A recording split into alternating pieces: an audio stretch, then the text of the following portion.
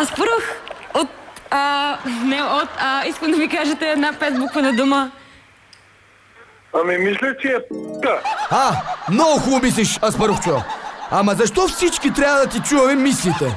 Ами мисля, че е п***ка. Аспарух! Не такива думи, защото не е тази дума, която току-що ми казахте, и за тази дума не мога със сигурност да ви дам 500 лева. Колкото дадеш толкова. Само от сърце да е. Аспарух, аз никога не бих си позволила да сложа тази дума на моя екран и в моя плик червен. Тази дума се слага на други места, ама да не уточняваме, не? Нека чуем следващото предположение за търсената дума. Ало, добър вечер. Аз съм Сиена от Лесни пари, а вие сте?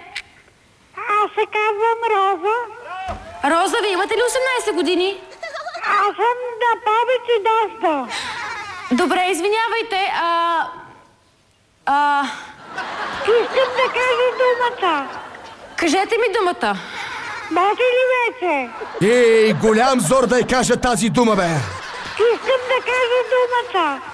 Кажете ми думата. Може ли вече? Кажете ми я, да. Пишка. Тази пишка напишка всички от смях. Пишка.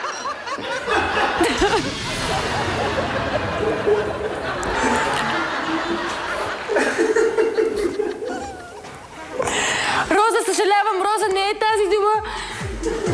Днес чухме всякакви органи човешки. Има още какво да чуем. Стефан от Ямбол. Стефане, кажете ми една 5-буквена дума. Папка. Папка. Папка. Папка, ами не е папка, Стефане. Той Стефан си каза папка, но Сияна сигурно държи отговорът да си подхожда с предишните две предложения. Ами мисля, че е п***ка. Папка, ами не е папка, Стефане. Не, папка, не